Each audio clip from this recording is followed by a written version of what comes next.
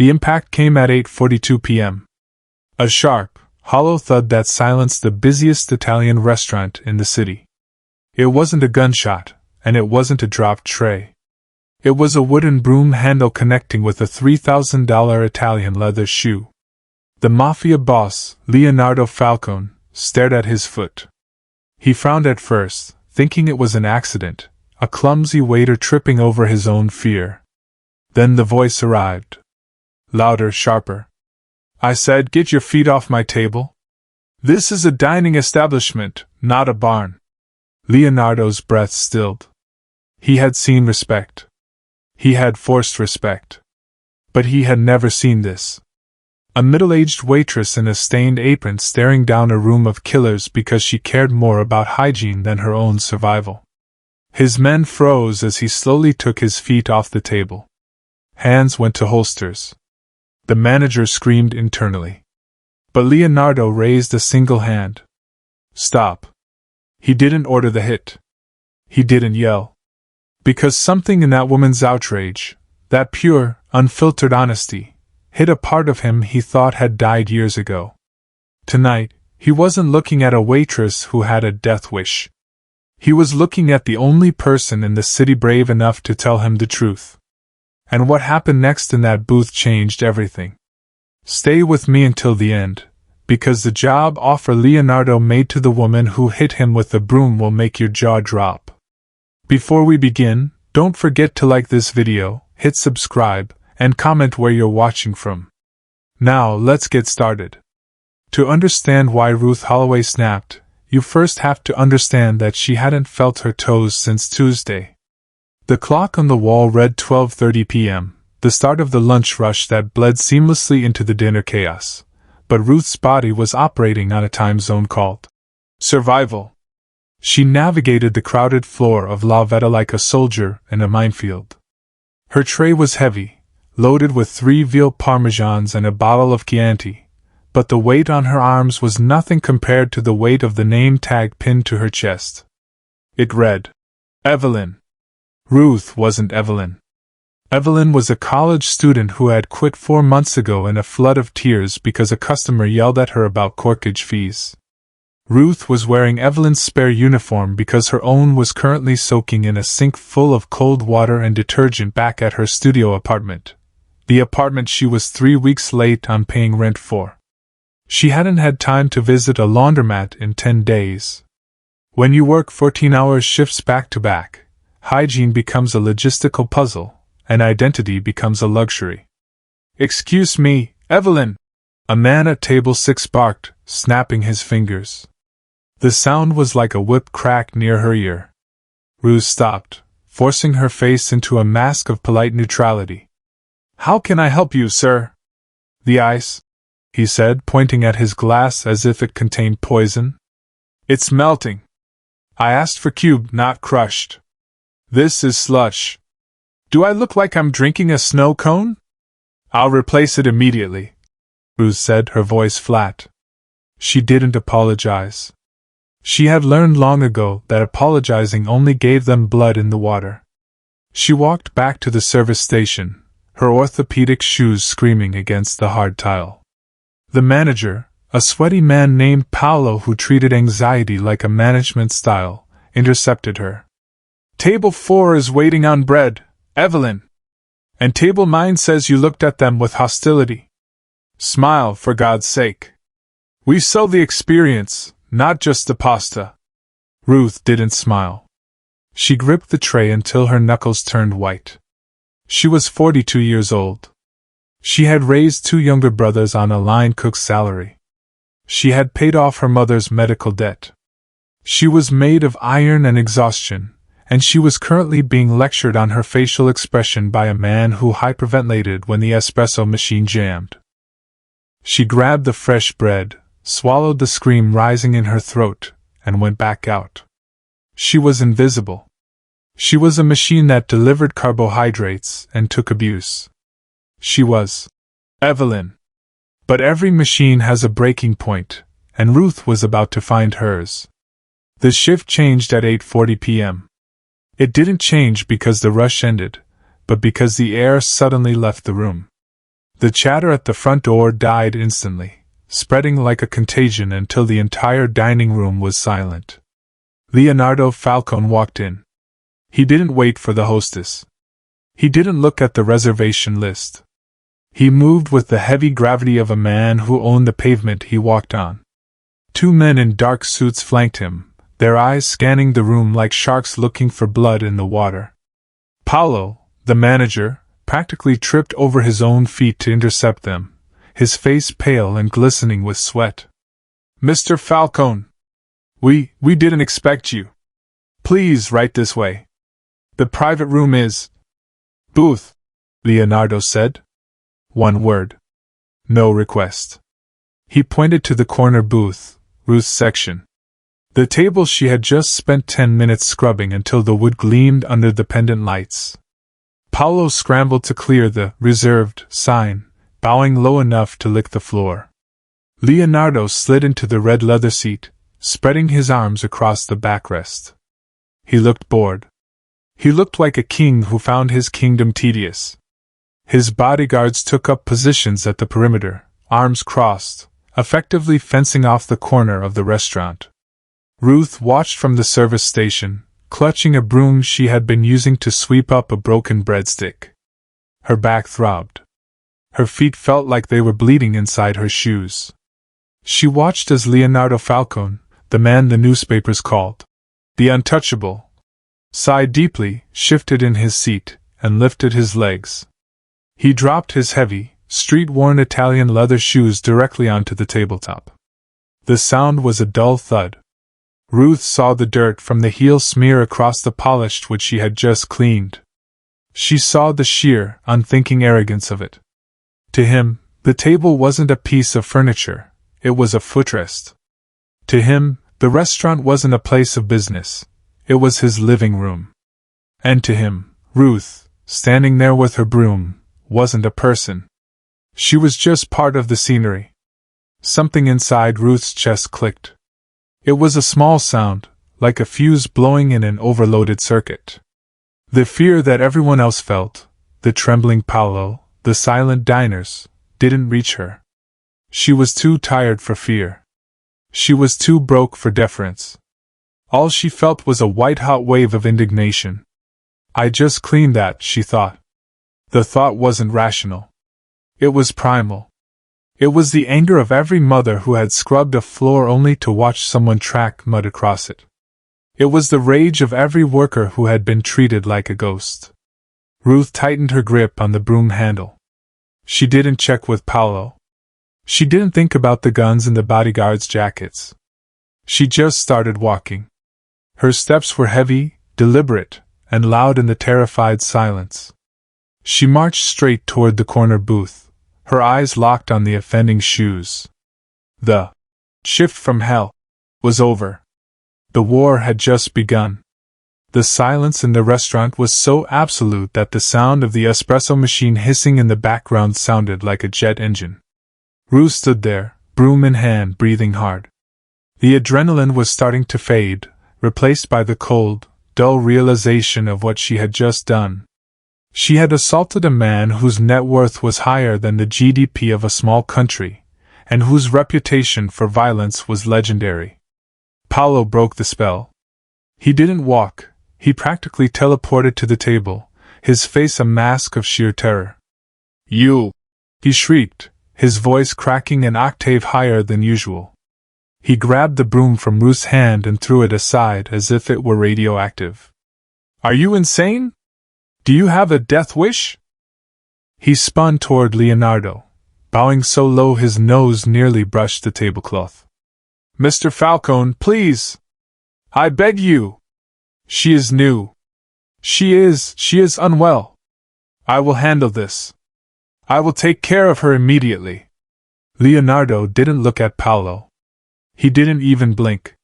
He was still staring at Ruth, his dark eyes narrowing as if he were trying to solve a complex equation. "Get out!" Paolo hissed at Ruth, spit flying from his lips. "You are finished! Fired! Do not even go to the locker! Just get out before I call the police!" Ruth looked at Paolo, then at the terrified diners, and finally at Leonardo. For the first time in 10 years, she felt a strange lightness. The worst had happened.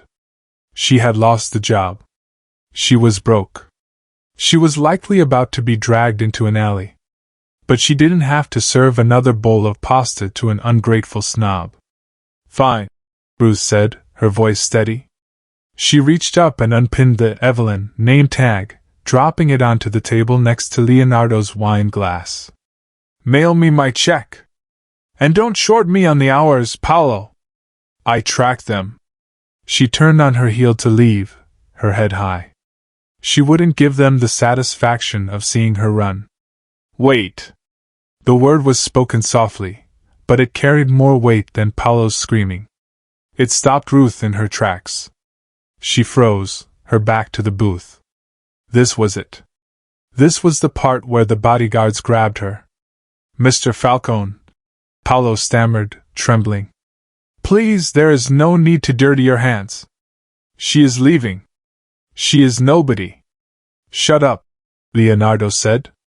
He didn't raise his voice. He just stated it as a fact. Paolo's mouth snapped shut with an audible click. "Turn around," Leonardo commanded. Ruth turned slowly. She expected to see a gun. Instead, she saw Leonardo Falcone leaning forward, his elbows on the table she had just cleared, his chin resting on his interlaced fingers. A slow, terrifying smile spread across his face. It wasn't a smile of amusement. It was the smile of a predator who had just found a new hunting partner. "You fired her?" Leonardo asked Paolo, though his eyes never left Ruth's face. "Yes. Immediately. She is banned for life," Paolo squeaked. "Good," Leonardo said, standing up. He towered over the table, smoothing the front of his jacket. He reached into his pocket, pulled out a thick money clip, and tossed a stack of $100 bills onto the table. "That covers dinner. And the table rental." He walked around the booth, stopping inches from Ruth. He smelled of expensive cologne and danger. "She's not fired," Leonardo said, his voice low enough for only Ruth to hear. "She's hired." Ruth didn't struggle when the two bodyguards escorted her out the back exit.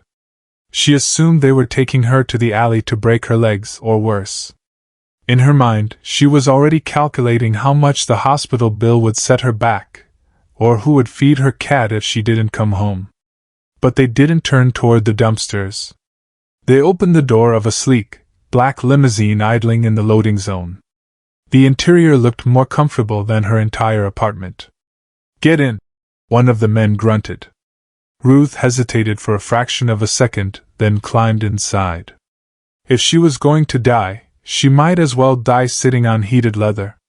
Leonardo was already inside, pouring an amber liquid into a crystal glass. The car was silent, hermetically sealed against the noise of the city. He didn't look up as the door thudded shut, locking them in. "You know," Leonardo said, his voice smooth and detached. "Most people in this city would rather cut off their own hand than touch my shoes." Ruth sat stiffly on the edge of the seat, her hands folded in her lap. She still held the faint smell of marinara sauce and dish soap. "They were on the table," she said. "I don't care if they were made of gold. They didn't belong there." Leonardo turned slowly, swirling his drink. "Do you know who I am, Ruth?" "I know you tip well when you're not being a jerk," she answered, her gaze unwavering. "And I know people whisper when you walk in. But that doesn't change the health code." Leonardo laughed. It was a dry, rusty sound, as if he hadn't used it in years. He studied her face, looking for the fear that everyone else wore like a uniform. He found none. He saw only exhaustion and a rigid, ironclad sense of order. "Why didn't you run?" he asked, leaning forward. "When my men stood up." "Why didn't you back down?" Ruth sighed, a heavy sound that seemed to deflate her posture just a little. "Mr. Falcone, I have worked double shifts for 6 years. I have cleaned up vomit, blood, and wine. I have been yelled at by toddlers and senators. To me, you aren't a monster. You're just another mess I have to clean up. She met his eyes, her expression hard. I don't care who you are. Dirt is dirt. Leonardo sat back, the glass pausing halfway to his lips. Dirt is dirt. In his world, everyone lied. His captains lied about profits. His enemies lied about peace treaties. Even his brother smiled while plotting behind his back. But this woman, this tired, angry waitress, had just looked at the King of Chicago and called him a mess. It was the most refreshing thing he had ever heard. I have a house, Leonardo said quietly. A very large house. It is filled with expensive things and dangerous men. He took a sip of his drink. But you are right. It is also filled with dirt. Lies. Theft. Incompetence. My men are good at breaking bones, but they are terrible at seeing the mess right under their noses. He reached into his jacket pocket and pulled out a business card, sliding it across the leather seat toward her. I don't need a waitress, Ruth. I need a cleaner. Someone who isn't afraid to tell me when there is mud on the carpet. Someone who sees the dirt that everyone else is too scared to point out. Ruth looked at the card. It was heavy, embossed with gold. The pay is triple what you make at the restaurant, Leonardo added. And no one will ever put their feet on your table again. Ruth looked up, her skepticism warring with her desperation. What's the catch? The catch, Leonardo said, his eyes darkening, is that the dirt in my house fights back. The Falcon estate was a fortress of limestone and iron, designed to keep enemies out. But as Ruth stepped out of the limousine, she realized the real problem was what had been allowed to fester inside. To the average eye, the mansion was a palace. To Ruth, it was a crime scene of neglect. She walked up the grand staircase, her sensible shoes clicking sharply on the marble. Leonardo followed a few steps behind, amused, watching as his new estate manager surveyed her kingdom. Who runs this house? Ruth asked, her voice echoing in the cavernous foyer. A man in a tuxedo scurried forward. He was the head butler, a man named Stefano who had been skimming off the grocery budget for years. He looked at Ruth's plain clothes with a sneer. I do, madam. And I must say, deliveries go to the rear. Ruth didn't let him finish. She walked to the 18th century vase on the entry table and swiped a finger across the rim. She held it up for Stefano to see. The tip of her finger was gray with dust. You're fired, Ruth said. Stefano blinked. Excuse me? Dust doesn't settle like that in a day, Stefano. That's a week of laziness. If you can't see the dirt on the front table, you're certainly not seeing the theft in the pantry. Pack your things. You have 10 minutes. Stefano turned to Leonardo, laughing nervously. Boss, surely you can't be serious. This woman. Leonardo didn't look at Stefano. He was looking at the dust on Ruth's finger. You heard her. 10 minutes. The color drained from Stefano's face. As security dragged him out, a ripple of terror went through the rest of the staff. Ruth turned her attention to the guards. There were 6 of them in the hallway, huge men with bulging necks and concealed weapons, used to intimidating cartel hitmen. They were currently leaning against the walls, looking bored. One of them, a giant known as the Hammer, was eating a powdered donut, letting sugar flakes rain onto the Persian rug. Ruth marched up to him. The Hammer towered over her by 2 feet, a scar running down his cheek. He stopped chewing, looking down at this small, angry woman. Do your legs not work? Ruth asked. The Hammer frowned. What? You're leaning on the wall like a drunk teenager. Stand up straight. And look at the floor. She pointed to the dusting of sugar on the antique rug. You're a bodyguard, not a pigeon. Clean that up. The other guards held their breath. This was the Hammer. He had broken men's jaws for looking at him wrong. The hammer's eyes darted to Leonardo, waiting for the signal to toss her out. Leonardo just leaned against the banister, watching. Slowly, terrifyingly, the hammer bent down. His massive hand, which had strangled enemies of the state, awkwardly pinched at the tiny flakes of sugar on the rug. "Sorry, ma'am," he mumbled. Ruth nodded, satisfied. "From now on, this house runs on military time. No leaning. No dust. And absolutely no feet on the furniture. Am I clear?" "Yes, ma'am," the room chorused in unison. Ruth smoothed her skirt. "Good. Now show me the books." To a rich man, a maid is less than a ghost. She is furniture that breathes. Ruth had learned this over 20 years of service. You could be standing 3 feet away from a senator while he took a bribe, and he wouldn't lower his voice, because in his mind you didn't have ears. You were just a biological Roomba. For the first time in her life, Ruth was grateful for that invisibility. She was in the West Wing hallway, polishing the brass fixtures on the antique sconces. The smell of lemon oil was sharp in the air. 10 feet away, the hammer stood guard by the library door. He was standing straight now. Ruth had terrified him into better posture, but his eyes were fixed on the front entrance, scanning for external threats. He was looking for assassins, police, or rival gangs. He wasn't looking at Salvatore Falcone. Leonardo's younger brother paced the hallway, nursing a tumbler of scotch.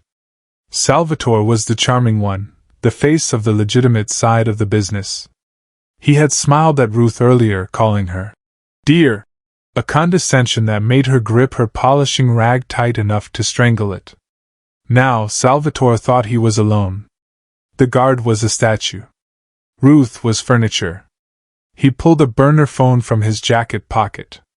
He didn't whisper, but his voice was low, clipped with urgency. "Thursday night," Salvatore said into the phone. "The family dinner." "Yes, he'll be distracted. I've handled the security rotation. The back gate sensors will be off for the catering trucks between 7 and 8. Ruth's hand froze mid-polish on the brass. She didn't turn her head. She kept her rhythm, small circular motions, but her entire body went rigid. The sensors. Just that morning, Ruth had reorganized the household maintenance logs. She had personally flagged the back gate sensors for repair because the gardener had complained they were too sensitive, triggering every time a raccoon walked by. But she hadn't turned them off. She had ordered a technician to upgrade them. They were currently set to the highest sensitivity level until Friday. "No," Salvatore continued, a cruel smirk touching his lips. "Don't worry about the food. I'm bringing the wine myself. A vintage from the cellar. It'll be breathtaking." He hung up and slid the phone back into his pocket. He took a sip of scotch, patted the hammer on the shoulder as he passed. "Keep up the good work, big guy," and strolled away whistling. The hammer nodded, swelling with pride at the acknowledgement. He hadn't heard a thing. He saw a brother talking business. He saw safety. Ruth looked at the brass fixture. Her reflection stared back, a middle-aged woman in a sensible uniform, holding a rag. The guards were paid thousands of dollars to protect Leonardo from bullets, but they were useless against betrayal. They were looking for enemies trying to break in. They missed the enemy who had a key. Ruth squeezed the rag. The brass was spotless, but the house was dirtier than ever.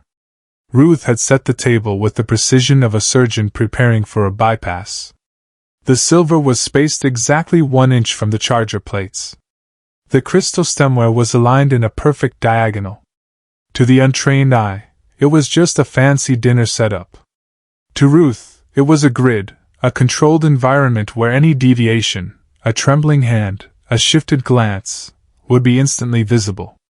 At 8 p.m. sharp, the double doors opened. Salvatore Falcone breezed in, bringing a gust of expensive cologne and manic energy with him. He looked every inch the beloved younger brother, open collar, winning smile, arms wide open. "Leo!" he boomed, crossing the room to embrace the man he planned to kill. Leonardo stood up, his guarded expression melting into a rare, genuine warmth. He clapped Salvatore on the back, a heavy thud of affection. "Sal, you're late. I almost told the chef to start without you." "Traffic on the bridge," Salvatore lied smoothly. "Besides, you can't start without the wine. I brought the 82 Barolo. The one Dad put away for a special occasion." Ruth stood in the shadows near the sideboard, her hands clasped behind her back. She watched the hug. She saw what the bodyguards missed. Leonardo was hugging his brother, Salvatore was hugging a corpse. His eyes didn't close. They remained open, scanning the room, checking the exits, clocking the position of the guards. They sat down. The dinner began as a performance of domestic normalcy. Waiters moved in silent orbits, placing plates of roasted lamb and truffle risotto. The conversation flowed easily. Old stories about the neighborhood, jokes about rival families, laughter that bounced off the high ceilings. But the air in the room was so thick with tension Ruth felt she could choke on it. The social stakes were suffocating. This wasn't a back-alley meeting, it was a sanctuary. To accuse a brother of treachery at his own table was the ultimate sin in their world. If Ruth was wrong, if she had misheard the phone call, or if Thursday meant next week, and she interrupted this sacred meal, Leonardo would kill her himself for the disrespect. She was just the help. She was the woman with the broom. She had no proof, only a cleaning lady's intuition for when something was filthy. "To the future," Salvatore said, raising his water glass. "And to the expansion into the harbor. I think this is going to be our best year yet, Leo." "To family," Leonardo corrected, clinking his glass against Salvatore's. "The only thing that matters." Ruth saw Salvatore's jaw tighten, just for a fraction of a second. A micro-expression of guilt, or perhaps annoyance. He reached down and patted a wooden case he had placed by his feet. "Speaking of family," Salvatore said, "let's crack that bottle. I want to toast properly." He waved away the sommelier. No. I'll pour this one myself. It's delicate." Ruth's heart hammered against her ribs. She watched Salvatore stand up, lifting the dark, dusty bottle from its case. He handled it with reverence. He wasn't letting anyone else touch it. The trap was set. The mess was about to happen. And Ruth was the only one in the room who knew that the stain about to hit the tablecloth wouldn't be wine, it would be blood. Salvatore poured the wine with the steady hand of an executioner. The dark red liquid swirled into the crystal goblets, catching the chandelier light like liquid rubies. He didn't pour for himself immediately.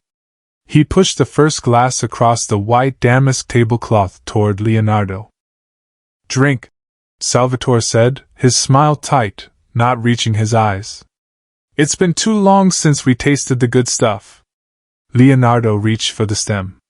His fingers closed around the glass. He lifted it, the aroma of aged grapes and oak drifting through the air. Ruth watched from the shadows. Her eyes weren't on Leonardo, they were on the cork sitting on the silver coaster. In the dim light, she saw it, a tiny, imperceptible pinprick in the wax seal, something that hadn't come from a corkscrew. It was a needle mark. The phone call echoed in her head. Thursday night. The back gate. Breathtaking. Leonardo brought the rim to his lips. "To loyalty," Leonardo murmured. Ruth didn't think. She didn't calculate the odds. She simply moved. For the first time in her career, she abandoned grace and chose chaos. She lunged forward, grabbing a heavy pitcher of ice water from the sidebar. She didn't aim for Salvatore. She aimed for the only thing that mattered. "Oh no!"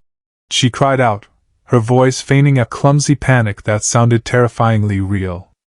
She tripped, deliberately hooking her foot on the rug, and sent the heavy pitcher flying. It slammed into the edge of the table with the force of a battering ram. The impact was catastrophic. The table jolted. Leonardo's glass tipped, shattering against his bread plate. The poisoned vintage sprayed across the pristine white tablecloth, a violent, spreading bloom of blood-red stain. Water and wine mixed in a disastrous pool, dripping onto Leonardo's expensive lap. The room went dead silent. Salvatore stood up so fast his chair fell backward. His face wasn't just angry, it was twisted into a mask of pure, homicidal rage.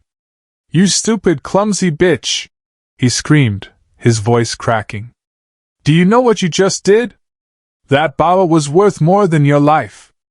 Leonardo sat frozen, wine dripping from his chin, his shirt ruined. He looked at the mess, then slowly lifted his eyes to Ruth. Ruth was on her knees amidst the broken glass and ice, her hands stinging. She didn't apologize. She didn't look at the floor in shame.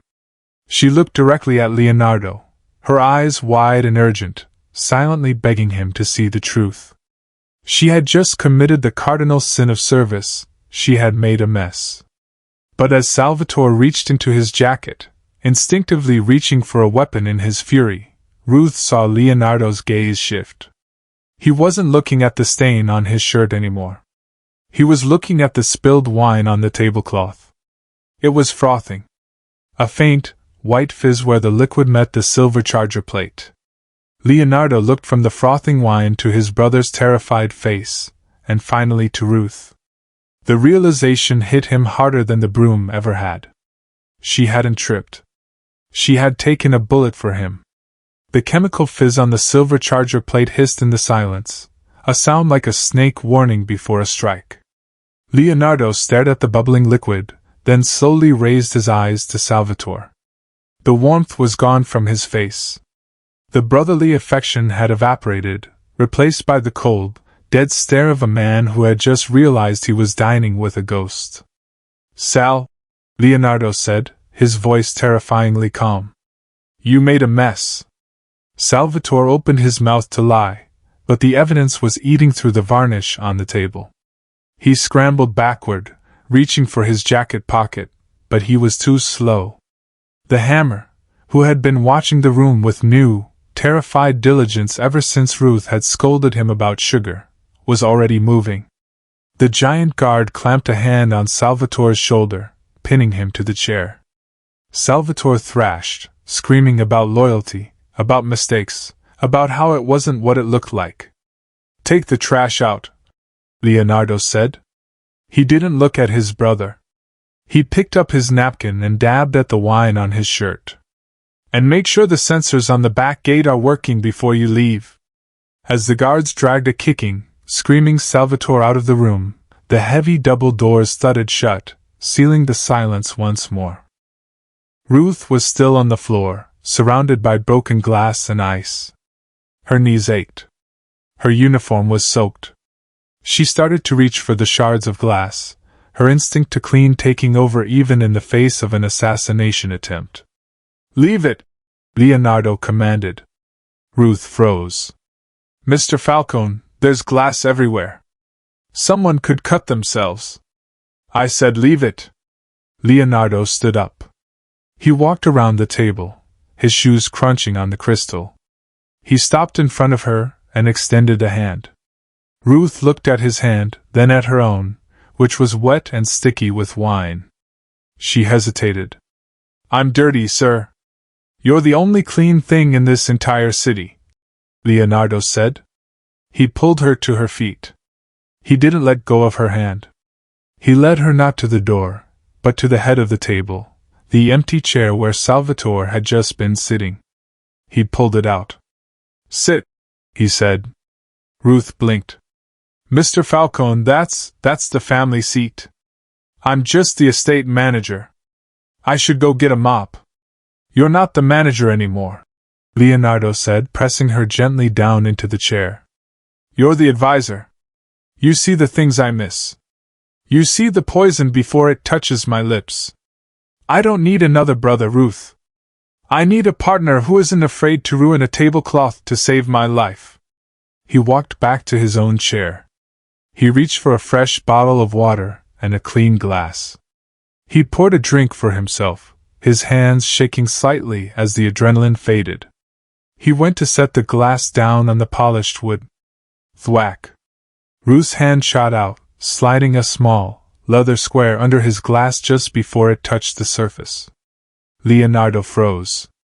He looked down at the coaster, then up at Ruth. Her face was stern, her jaw set, the same expression she'd worn the night she hit him with a broom. "We just saved your empire, Leonardo," Ruth said, crossing her arms. "That doesn't mean we leave rings on the mahogany." Leonardo looked at her for a long second. Then, he threw his head back and laughed, a real, loud, joyous sound that filled the empty room. "Understood," he said, lifting his glass to her. "To order." Ruth cracked a small, rare smile. "To order,"